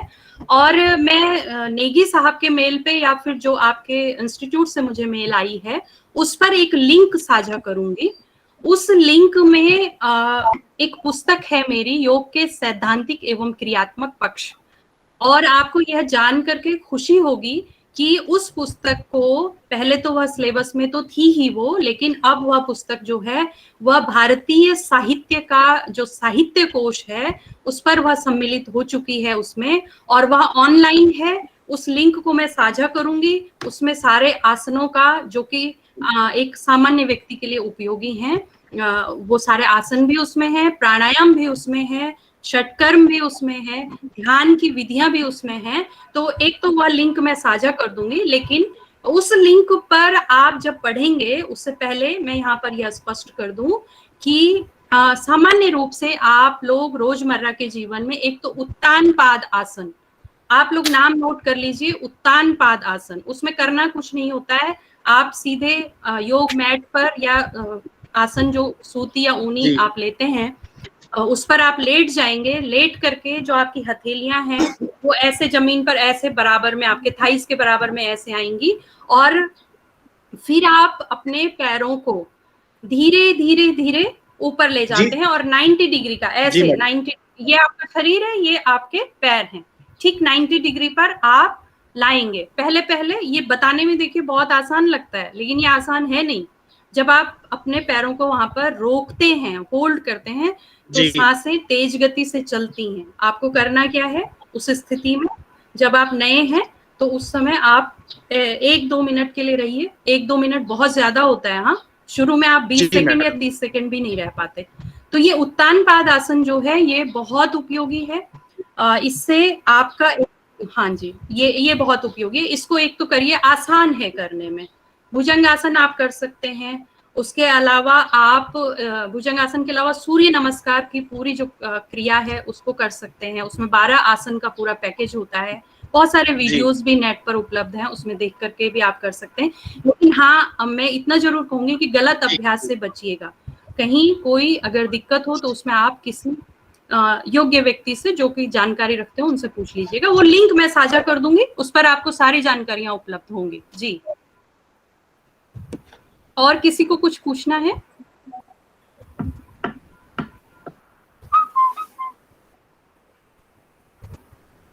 मैम प्रणाम, गुड मॉर्निंग, आवाज आ पा रही है? आप जी मैम नमस्कार, अभिषेक चौहान बोल रहा हूँ मैम। मैं भी सहायक प्रोफेसर हूँ मैम, स्टेट IHM नई टिहरी में। तो सबसे पहले तो आपका मैम शुभकामनाएं और आपका स्वागत है मैम ये कार्यक्रम में। आपने बहुत अच्छा ज्ञान दिया मैम। खैर मैं थोड़ा योगा में इंटरेस्ट रखता भी हूँ मैम। मैं, मेरी सिस्टर इन लॉ है, वो काफी अच्छा करती है योगा मैम इनफैक्ट। तो एक छोटा सा सवाल आपसे पूछना चाह रहा था मैम, जैसे जो सूर्य नमस्कार होता है मैम हमारा आसन, उसमें टोटल 12 पोजेस होते हैं मैम, तो उसकी उपयोगिता क्या है मैम हमारे डेली रूटीन में, दैनिक उसमें उसका क्या रोल है मैम उसका? जैसे सुबह सुबह करना चाहिए तो बोलते हैं, तो हाँ जी। सूर्य नमस्कार बहुत उपयोगी इसलिए कहा जाता है क्योंकि उसमें जो आसन प्रयोग में लाए जाते हैं, किए जाते हैं, उसमें फॉरवर्ड बेंडिंग के भी आसन होते हैं, यानी आगे की तरफ झुक के करने वाले भी आसन होते हैं, और बैकवर्ड बेंडिंग के भी आसन होते हैं, पीछे की तरफ शरीर को मोड़ करके किए जाने वाले आसन। तो सूर्य नमस्कार का सबसे बड़ा उपयोग यह है कि यह आपकी जो मेरु रज्जु है, रीढ़ की हड्डी है, उसको बहुत लचीला बनाता है। और आप सभी लोग चूंकि शिक्षा जगत से जुड़े हुए हैं, तो आप सभी को पता है कि मेरु रज्जु में से जो मस्तिष्क से हमारी तंत्रिकाएं निकलती हैं, वो तंत्रिकाएं जो हैं मेरु रज्जु से होते हुए पूरे शरीर में हमारे व्याप्त रहती हैं और चेतना का संचरण करती हैं, सूचनाओं का आदान प्रदान करती हैं। यानी शरीर में कहीं छोटी सी सुई भी चुभे तो उस संदेश को मस्तिष्क तक कौन पहुंचाता है? तंत्रिकाएं पहुंचाती हैं। तो सूर्य नमस्कार का सबसे बड़ा लाभ यह है कि आपका जो मेरु रज्जु है वह बहुत लचीला होता है और आपकी तंत्रिकाओं में एक बहुत गजब की जो सक्रियता है वह आती है। और दूसरा यह है कि सूर्य नमस्कार सुबह जब हम करते हैं तो सूर्य की किरणें हमारे पीठ की ओर जब पड़ती हैं तो विटामिन डी का जो निर्माण है वो आपके शरीर में तेजी से होता है। विटामिन डी की कमी से शरीर में दर्द रहना, हड्डियां जो है वो कमजोर होने लगती हैं, ये सारी चीजें होती हैं। तो विटामिन डी अगर आपके शरीर में पर्याप्त मात्रा में होगा तो आप इन सारी व्याधियों से बच जाएंगे। एक ही बड़ा लाभ है सूर्य नमस्कार का। तीसरा जो है वह हार्मोन्स आपकी बॉडी में जो अभी मैं हार्मोन्स की चर्चा कर रही थी, मैंने ग्लैंड्स के बारे में बताया, तो जब आप सूर्य नमस्कार करते हैं तो आपके जो ग्रंथियां हैं वो सुचारू ढंग से काम करने लगती हैं और थायराइड ग्लैंड पर इसका बहुत अच्छा प्रभाव है। इसलिए महिलाओं के लिए सूर्य नमस्कार यूं तो सभी के लिए उपयोगी है, लेकिन जिन महिलाओं को थायराइड की समस्या रहती है वो सूर्य नमस्कार करती हैं तो उनको बहुत चमत्कारिक परिवर्तन लगेंगे। इसके साथ ही साथ जिन महिलाओं के कमर में दर्द रहता है वो सूर्य नमस्कार करती है तो कमर दर्द उनका धीरे धीरे ठीक होने लगता है। शुगर की प्रॉब्लम अगर है, सूर्य नमस्कार करते हैं तो शुगर और हार्ट की प्रॉब्लम जिन लोगों को है वो भी इसका लाभ ले सकते हैं। लेकिन जिनको बहुत अधिक उच्च रक्तचाप है वो इसका अभ्यास एकदम से शुरू ना करें, योग जो निर्देशक हैं उनसे पूछ करके करें, वो फिर निर्धारित करेंगे कि आपको ये करना है कि नहीं करना। तो ये सारे लाभ हैं सूर्य नमस्कार के। जी बहुत बहुत धन्यवाद मैम, आभार, धन्यवाद जी, थैंक यू, स्वागत है। डॉक्टर भट्ट मैम जी मेरा एक प्रश्न है, जी जी छात्रों से संबंधित है। हाँ जी। कोविड पैंडेमिक के दौरान जो है काफ़ी स्टूडेंट्स को घर में रहने के बाद और उनकी पढ़ाई से थोड़ा सा दिक्कत होनी शुरू हुई क्योंकि कंटिन्यू प्रोसेस में रहता हो। तो इस संबंध में योग करके इसको कैसे, मतलब इस अवसाद को कैसे हटाया जा सकता है, मतलब क्या तरह की कुछ बच्चों जी जी जी, बहुत उपयोगी प्रश्न आपने पूछा, क्योंकि इस समय सारी चीजें ऑनलाइन हो गई हैं, पढ़ाई भी ऑनलाइन हो गई है और इस ऑनलाइन का जो प्रक्रिया है इसका हमारे मस्तिष्क पर बहुत बुरा प्रभाव पड़ रहा है। उसमें आप लोग, चूंकि आप लोग शिक्षक हैं तो आपके ऊपर भी, आपको भी जिस तरीके से ऑनलाइन जो शिक्षण करना पड़ रहा है आप भी समझ सकते हैं कि कितना स्ट्रेस होता है इसमें। और जो ये पूरा सत्र मैंने बताया, पूरे सत्र में जो मैंने त्राटक को जो बताया, तो उस त्राटक के अंतर्गत ध्यान की प्रक्रिया अपने आप होती है। जब हम आंखें बंद करके बैठते हैं तो ध्यान की प्रक्रिया होती है। और आप में से यदि कुछ लोगों को संगीत पसंद हो, म्यूजिक पसंद हो, तो आप बहुत हल्का शास्त्रीय संगीत चला करके भी त्राटक कर्म को कर सकते हैं। इससे आपको बहुत बहुत बड़े फायदे मिलेंगे, बहुत बड़े लाभ होंगे। और ये इसी स्थिति से बाहर निकलने के लिए पूरा मैंने बताया त्राटक। तो त्राटक का अभ्यास नियमित रूप से अगर वे लोग करेंगे तो उस मानसिक तनाव की स्थिति से वो बाहर निकल सकते हैं, ये मेरा दावा है। और आप लोग इसको करिए, रोजमर्रा के जीवन में अपनाइए। दूसरा एक बात मैं यहाँ पर कहना चाहूंगी कि बहुत बड़ा जो एक पक्ष है हमारे व्यक्तित्व का, उसमें हमारे भोजन का बहुत बड़ा रोल है।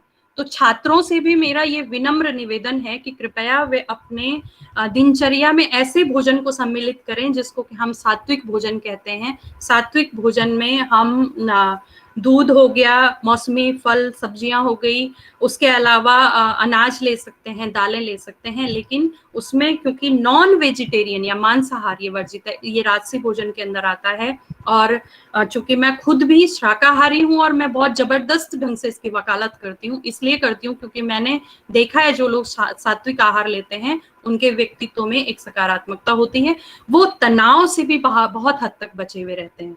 तो ऐसा नहीं है, तनाव तो होगा ही, लेकिन उससे निकलने के लिए अच्छा भोजन और नियमित दिनचर्या, और दिनचर्या में आप त्राटक को अवश्य सम्मिलित करें। कुछ हल्के आसन कर सकते हैं, प्राणायाम कर सकते हैं, ये सारी चीजें आप अपनाएंगे तो आप इस तनाव से बाहर आ सकते हैं। जी मैडम, परीक्षा से संबंधित, जैसा परीक्षा इनकी ऑनलाइन होगी या ऑफलाइन होगी, तो इस संबंध में इनको मतलब कैसे योग को अपने कंटिन्यू प्रोसेस में लाएं ताकि परीक्षा से संबंधित जो इनकी गतिविधियां हैं कैसे इनको लाभ मिल सके योग करने? जी, एक इसका अभ्यास है, उसको हम कहते हैं स्वर योग। स्वर योग इसमें बहुत लाभकारी हो सकता है। और स्वर योग के जो आपको लग रहा होगा कि मैं हर अभ्यास के लिए यह कह रही हूँ कि इसके तो बहुत बड़े लाभ हैं, और निश्चित रूप से योग जो है वो चूंकि अनुभूति का विषय है, जब आप उसको करेंगे तभी आपको उसके लाभ मिलेंगे। केवल हम अगर कह रहे हैं कि करना है और करेंगे नहीं तो हमें उसके लाभ भी नहीं मिलेंगे। तो लाभों के लिए आपको सबसे पहले उसका अनुसरण करना होगा, उस अभ्यास को अपनाना होगा। और अभ्यास जो स्वरयोग की मैं बात कर रही थी उसका छात्रों को बहुत ज्यादा लाभ मिलेगा। उसके लिए मैं हल्का सा बता देती हूँ। जब हमारी सांस भीतर आती है, भीतर हमारे शरीर में हमारे जो हमारे फेफड़े हैं, फेफड़ों में, लंग्स में जब हमारे ऑक्सीजन जाती है तो हम नाक से जब सांस लेते हैं तो हमारा फेफड़ा फूलता है, डायफ्राम नीचे की ओर जाता है, फेफड़ा फूलता है। डायफ्राम एक मांसपेशी है और वो नीचे की तरफ जाती है और फेफड़ा फूलता है। होता क्या है कि यह जब सांस भीतर जाती है इसमें एक ध्वनि होती है, उस ध्वनि को योग में सो कहा जाता है, सो। और फिर जब हम सांस को छोड़ते हैं उस समय एक ध्वनि आती है हम। आप अभी भी करके देख सकते हैं, ऐसे सांस भरिए तो सो की आवाज आती है, फिर जब आप छोड़ते हैं तो ऐसे आवाज आती है, हम की आवाज आती है। इसको हम कहते हैं सोहम ध्वनि। सोहम ध्वनि जो है वह ब्रह्मांड की जो एक पूरी विराट ऊर्जा है, उस ऊर्जा को हम अपने भीतर प्राणवायु के साथ ग्रहण करते हैं, उसको हम कहते हैं सो की ध्वनि। और जब हम बाहर छोड़ते हैं तो हम उसको कहते हैं हम की ध्वनि।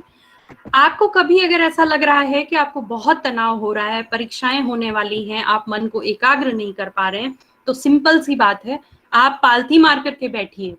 पालथी मार करके तो आप बैठ ही सकते हैं, उसमें कोई दिक्कत नहीं है। नए लोग हैं जो बहुत ज्यादा योग के बारे में नहीं जानते हैं, पालथी मार करके बैठिए, आंखें बंद कीजिए, आंखें बंद करके अपने मन को शांत कीजिए और फिर अपनी सांसों पर ध्यान एकाग्र कीजिए। जब आपकी सांस भीतर जाती है तो उसमें सो की ध्वनि आती है और फिर जब आप सांस को बाहर छोड़ते हैं तो उसमें हम की ध्वनि आती है। इस प्रकार से ये पूरी ध्वनि जो है वो होती है सोहम, सोहम। और इसका पूरा एक संगीत होता है, आप उस पर ध्यान लगाएंगे तो वह संगीत आपको सुनाई देगा। इससे एक तो आप में एकाग्रता बढ़ेगी, तनाव से मुक्ति मिलेगी, आपका ध्यान जो है वह किसी एक शीर्षक पर, एक टॉपिक पर आप जब उसको याद करने की कोशिश करेंगे तो आपको याद हो जाएगा।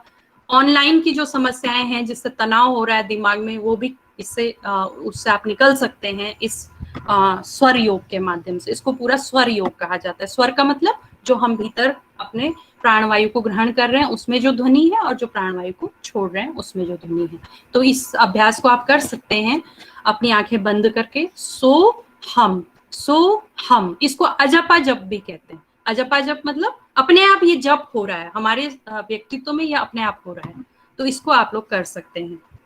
जी धन्यवाद मैम, बहुत सुंदर तरीके से आपने व्याख्यान किया इसका। जी धन्यवाद। नमस्कार मैडम, मैं Hitesh Ramola, assistant professor state IM से।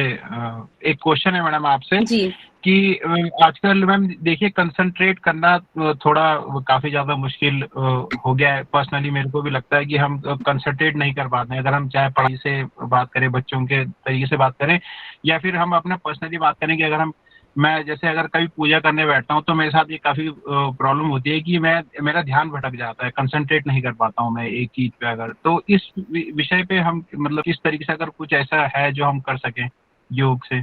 जी जी एक तो जो मैंने अभी स्वर योग बताया, ये बेसिकली इसी का एक विधि है कि आप ध्यान एकाग्र कैसे कर पाएंगे। आप इसको करके देखिए, ऐसा नहीं है कि मैंने बता दिया और बस हो गया। किसी को कहीं पर भी कोई समस्या है तो वो मुझसे पूछ सकते हैं। और जो ये अभ्यास है, ये अभ्यास भी कहीं ना कहीं आपके ध्यान को स्थिर करेगा। इसके अलावा एक ध्यान की पद्धति है, उसमें निर्विचार अवस्था को प्राप्त करने के लिए आपको करना क्या है कि आप जब पूजा में बैठते हैं उस समय निश्चित रूप से ऐसा होता होगा कि आपने क्या किया, सपोज आपने दिया जलाया, घंटी बजाई, उसके बाद आपने कोई मंत्र बोला, लेकिन कई बार ऐसा होता है कि आप मुंह से मंत्र बोलते रहते हैं लेकिन आपका ध्यान उस मंत्र में नहीं रहता है। तो उस समय आप इस स्वर योग को करके देखिए।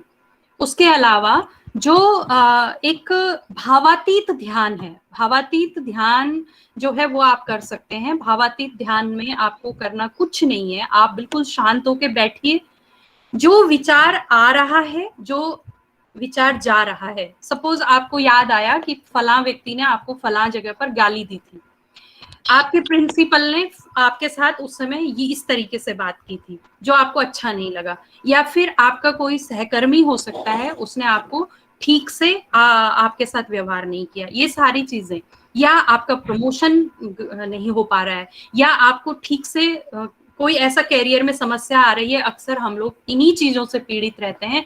तो आपको करना क्या है कि जो विचार आ रहा है उसको आप, उस विचार पर आपको रुकना नहीं है, उस विचार को वहीं छोड़ना है, बस छोड़ने का अभ्यास करना है। उस विचार को छोड़िए, फिर दूसरा विचार आएगा, फिर उसको भी छोड़िए, फिर तीसरा विचार आएगा, फिर उसको भी छोड़िए, और ये करने से होगा।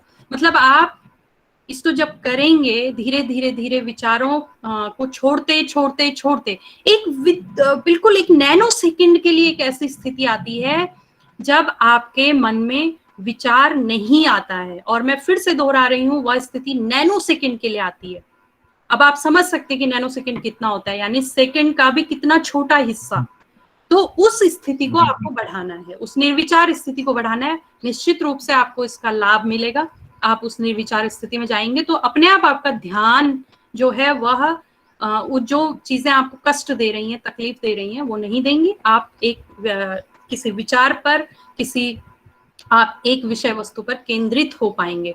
जिस विषय पर आपको केंद्रित होना है, फिर उसको आप लाइए ध्यान में, इस तरीके से। उसको कहते हैं भावातीत ध्यान। तो मुझे लगता है ये आपके लिए उपयोगी होगा, ये आप कीजिए। कहीं कोई समस्या है तो आप पूछ सकते हैं। जी नमस्कार मैम। जी नमस्कार।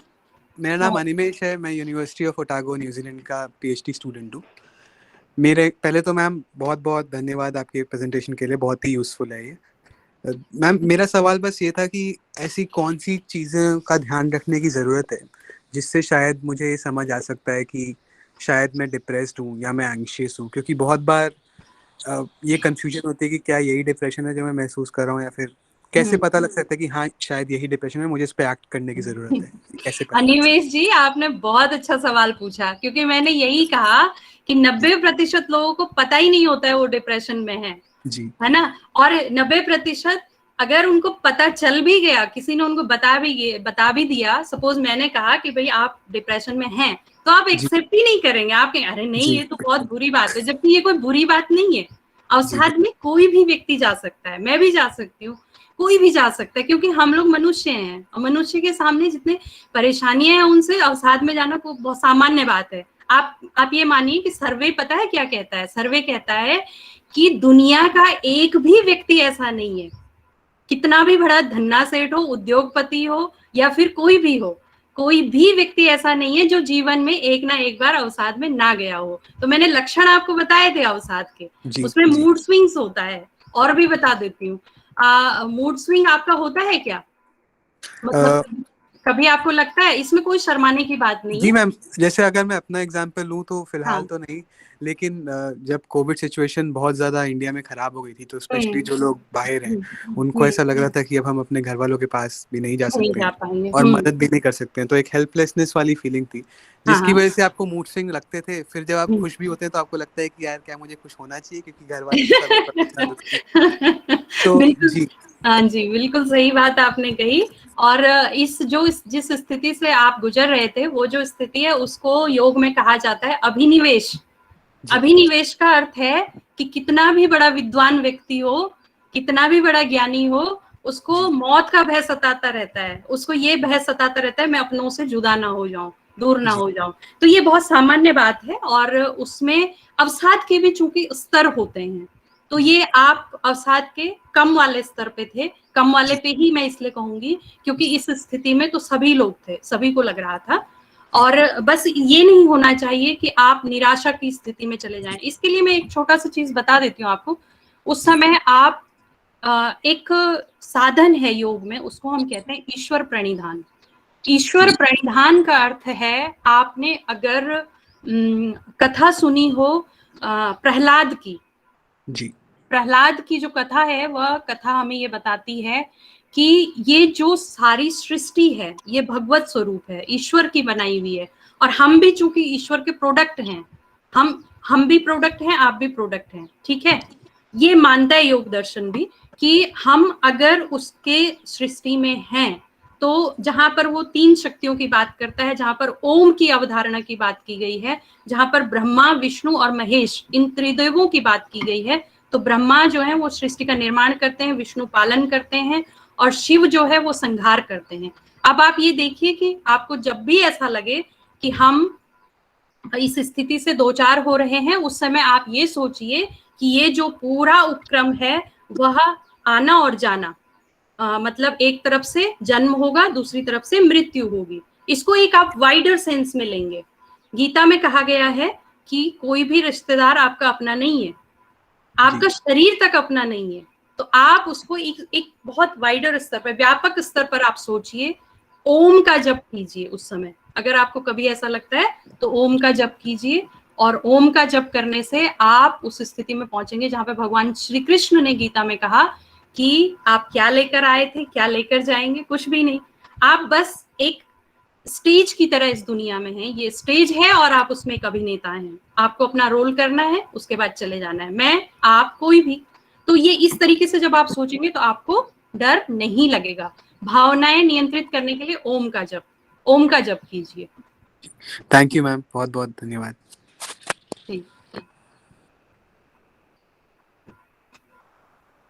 और किसी के मन में कोई प्रश्न है? नमस्कार मैम, मेरा नाम राजेश है। जी जी। मैं भी यूनिवर्सिटी ऑफ ओटागो न्यूजीलैंड में ही पीएचडी स्कॉलर हूँ अभी। मेरा क्वेश्चन ये है कि कई बार जब मैं योगा रिलेटेड जो इंग्लिश लिटरेचर है उसमें खासकर पढ़ रहा हूँ मैं, तो कई सारे वेस्टर्नर ऑथर्स जो हैं उनकी राइटिंग्स काफ़ी अलग है योग को समझने में। फॉर इंस्टेंस अगर मैं नाम लेता हूँ मार्क सिंगलटन, तो उन्होंने जो ट्रांसलेशन किया है योग फिलॉसफी के ट्रांसलेशन किया है, या फिर जो बाद में योग प्रतिपदा का उन्होंने ट्रांसलेशन किया है, काफ़ी इन्फ्लुएंस्ड ट्रांसलेशन लगता है उनका। तो उसके बारे में आपकी क्या टिप्पणी होगी? जी, सबसे पहले तो राजेश जी, ये सवाल बहुत उपयोगी है और मैं खुद अभी 2 चीजों पर काम कर रही हूँ, क्योंकि मुझे इस पर आपत्ति है। हमारी विद्या को जब योग को योगा कह दिया, आप ये देखिए हम कब चेते? हम चेते 2014 दिसंबर में, जब मोदी जी ने यह वहां पर कहा कि भाई नहीं, योग हमारा है। आप ये देखिए, विक्रम सिंह नामक एक व्यक्ति थे, वो 160 आसनों को अपने नाम से पेटेंट करवाने जा रहे थे कि ये हमने खोज की है, जबकि योग तो सदियों से भारतवर्ष का एक, ऐसा ही योग के ही साथ नहीं हुआ, आयुर्वेद की बहुत सारी औषधियों के साथ ऐसा हुआ। आपको पता है हल्दी के जो प्रयोग थे उनको पेटेंट करवाने। तो ये सारी चीजें क्या है, वेस्टर्न कल्चर में एक बहुत बड़ी दिक्कत ये है कि हर दूसरे की चीज को अपना कहना, है ना। तो योग के साथ भी यही हुआ। 2014 में दिसंबर में जब ये बात रखी गई वहां पर कि भाई योग तो हमारे यहाँ सदियों से चल रहा है, आप कैसे इसको अपना कह सकते हो। फिर 2015 21 जून को योग दिवस के रूप में मनाने का निर्णय लिया गया। और आपको पता होगी ये बात, क्योंकि आप, मुझे लग रहा है, काफी अवेयर हैं इस मामले में। तो आपकी बहुत अच्छी मुस्कुराहट में देख रही थी काफी देर से, और मुझे लग रहा था आप कुछ पूछने वाले हैं।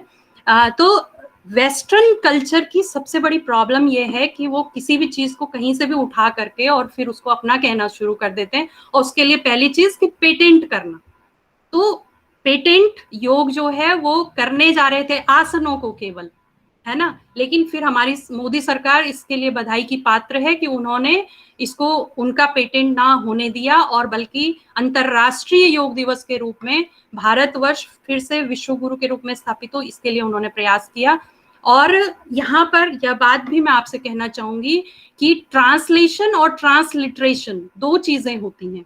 ट्रांसलिटरेशन जो है वह किसी शब्द को जब हम एज इट इज उठाते हैं, यानी हम जैसे सपोज मैंने कहा षटकर्म, तो षटकर्म के लिए इंग्लिश में क्या होगा? Purification process. पर आप ये देखिए कि प्योरिफिकेशन और शुद्धि में कितना फर्क है। आप ये देखिए कि धर्म और रिलीजन में कितना फर्क है। आप ये देखिए कि दर्शन और फिलॉसफी में कितना फर्क है। तो ये फर्क केवल शब्दों का नहीं है, ये फर्क पूरी सभ्यताओं और संस्कृति का फर्क है। उस अंतर को पहले हमें समझना होगा, और मैं स्वयं इस पर काम कर रही हूँ। लगभग 160 ऐसी विद्याएं हैं वेदों में, जिसमें से गायत्री विद्या है, अक्षर विद्या है, ब्रह्म विद्या है, ब्रह्म विद्या में पूरा आ गया। इन विद्याओं पर मैं स्वयं अभी शोध कर रही हूँ, काम कर रही हूँ, और मेरा यह योजना है कि उसको मैं लगभग 40 वॉल्यूम्स में, मेरे साथ एक बड़े लेखक हैं, वो भी, हम लोग दोनों लोग मिलकर के इस पर काम कर रहे हैं, और 140 जो विद्याएं हैं वेदों की, उसको हम बहुत व्यवस्थित करके हम ये बात रखेंगे विश्व के सामने कि हमारी जो ये विद्याएं थी, इसको अपने अपने हिसाब से इंटरप्रेट कर दिया सबने, है ना। तो धर्म, religion, there is a big difference between these both, है ना, और there is a difference between philosophy and दर्शन। तो मुझे लगता है कि ये चीज आपकी क्लियर हुई होगी। ट्रांसलेशन बहुत सारे लोगों ने किया, लेकिन आप ये देखिए, जब हम ईश्वर को गॉड कहते हैं तो आप सोचिए कि उसमें कितना फर्क आ जाता है। पातंजल योग दर्शन में ईश्वर पर 7 सूत्र हैं, है ना, और 7 सूत्रों में महर्षि पतंजलि ने सिर्फ यह समझाने का प्रयास किया है कि ईश्वर क्या है, और उसका वो स्वरूप कहते हैं ओम को। तो ओम तो पाश्चात्य सभ्यता में कहीं उपयोग में नहीं लाया गया, तो ईश्वर को जब हम गॉड कहते हैं तो हम कितना बड़ा ब्लंडर करते हैं। ऐसे ही और चीजों के साथ भी हुआ है। तो कृपया बस मेरा आपसे अनुरोध ये है कि क्योंकि ट्रांसलेशन, जितना भी ट्रांसलेटेड वर्क है उसको पढ़िए जरूर, लेकिन बहुत सावधानी के साथ मूल पुस्तकों तक अवश्य जाइए, है ना। तो मुझे लगता है कि अभी इस पर बहुत काम करने की हम लोगों को आवश्यकता है। भाई जितना मुझे ईश्वर ने जीवन दिया होगा मैं तो काम करूंगी ही, लेकिन मुझे बहुत खुशी हुई कि आप लोग वहां पर रह करके भी आप इस तरह का जो ज्ञानार्जन है उसको कर रहे हैं। बहुत बड़ी बात है ये। और ट्रांसलेशन पढ़िए, लेकिन इसमें भट्टाचार्य हैं, भट्टाचार्य जी ने बहुत अच्छा काम किया है दर्शन पर, वॉल्यूम्स में है वो, तो उसमें उनका नाम नोट कर लीजिए। वॉल्यूम्स में वो बुक है, दर्शन पे है पूरा, योग दर्शन पे भी एक वॉल्यूम है उसका, तो उसको आप पढ़ सकते हैं। और बाकी देखिए, वेस्टर्नाइज जब चीजें हो गई हैं तो वो सभ्यताओं का फर्क है, बहुत कुछ, मतलब उसमें आपको संस्कृत के मूल ग्रंथों की ओर जाना पड़ेगा, तभी आप समझ पाएंगे। केवल अंग्रेजी वाले चीजों को पढ़ के नहीं होगा योग का। ठीक है जी। हाँ जी, धन्यवाद आपका बहुत बहुत इस जवाब के लिए। मैं भी मतलब ये कुल मिला के देख रहा था, मैं सिर्फ एक यही चीज देख रहा था कि जो योग टूरिज्म है, जिसको मतलब गवर्नमेंट प्रमोट भी करने की कोशिश काफी कर रही है, इसमें भी अगर मैं देखूं तो इसमें भी मतलब ये दिखा रहे हैं कि जो करंट फॉर्म ऑफ योगा है वो काफी ज्यादा हमारी वो मिश्रित हो चुकी है। देखिए, पूरी बात आप कर लीजिए, फिर अपनी बात कहूंगी मैं। हाँ। तो वो मिश्रित फॉर्म में आप कई बार ऐसे योगा सुनेंगे कि आपको योगा मतलब, नहीं योग, हाँ, जो मतलब जैसे बियर योगा बोलते हैं ये लोग। जी। तो मतलब ऐसी चीजों में आपके क्या विचार रहते हैं फिर? मतलब मेरे विचार तो यही है, मैं तो यही कह रही हूँ कि योगा तो है ही नहीं, वो योग है वो, क्योंकि राम को रामा बना दिया, कृष्ण को कृष्णा बना दिया, है ना। अब कविता को क्या बनाएंगे? अगर आप मतलब मैंने सीधी सी बात यही कही कि ये संस्कृति का फर्क है। तो जो चीज वेस्टर्न से वापस होके आ रही है, कईयों को मैं देख रही हूँ वो कह रहे हैं ये पावर योगा, अब शिल्पा शेट्टी ने निकाल दिया शिल्पाज योगा, अब फलाने ने निकाल दिया विक्रमाज योगा। तो व्हाट इज दिस? योग तो योग है। योग के लिए मूल ग्रंथों को पढ़ना आवश्यक है, और मूल ग्रंथ में कुछ आप नोट कर लीजिए अगर आप इंटरेस्टेड हैं तो। पतंजलि का पातंजल योग सूत्र पे व्यास भाष्य आप पढ़िए, ठीक है। उसका अंग्रेजी अनुवाद मिलेगा, लेकिन अंग्रेजी अनुवाद को बहुत सावधानी से पढ़िएगा। उसके अलावा विमला कर्नाटक एक लेखिका हैं, उनके 4 वॉल्यूम में पातंजल योग सूत्र उपलब्ध है, उसको आप पढ़ सकते हैं। अयंगार ने बहुत अच्छा काम किया है, BKS अयंगार। उसके अलावा विवेकानंद को आप पढ़ सकते हैं। विवेकानंद का एक पूरा सेट है, वो अंग्रेजी में उपलब्ध है, और उसमें ट्रांसलेशन की कम मिलेगी समस्या आपको, क्योंकि भारतीय थे। स्वामी राम की पुस्तकें आप पढ़िए। उसके अलावा मैं आपको बताना चाहूंगी, स्वामी स्वात्माराम का है, स्वामी स्वात्माराम का हठ प्रदीपिका। उसके अलावा आप पढ़िए घेरंड संहिता, ये बिहार मुंगेर की पुस्तकें अंग्रेजी में आपको मिल जाएंगी, अगर आप उतनी अच्छी हिंदी अगर आपकी नहीं है। वैसे मुझे लगता है कि हिंदी में आपको कोई प्रॉब्लम होनी नहीं चाहिए, आपका तो इतना बढ़िया धारा प्रवाह, आप हिंदी बोल रहे हैं, हिंदी वाला पढ़िए तो ज्यादा अच्छा है।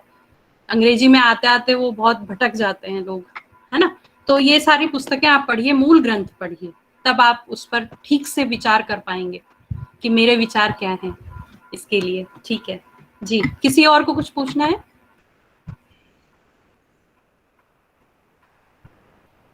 Ma'am good afternoon. Good afternoon Negi ji, आप तो बहुत देर से आपके प्रतीक्षा में थे हम लोग। जी बोलिए।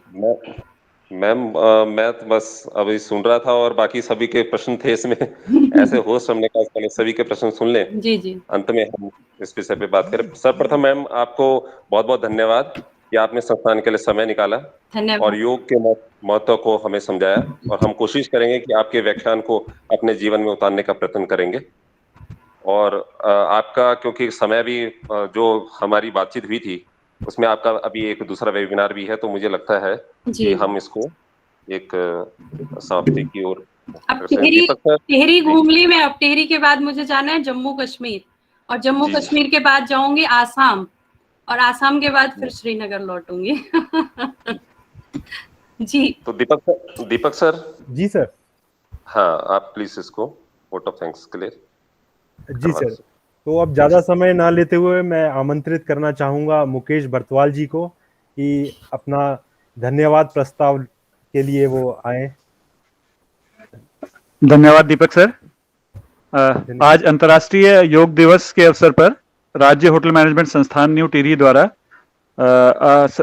आयोजित इस कार्यक्रम में आप सभी उपस्थित जनों का मैं हार्दिक आभार एवं अभिनंदन व्यक्त करता हूं।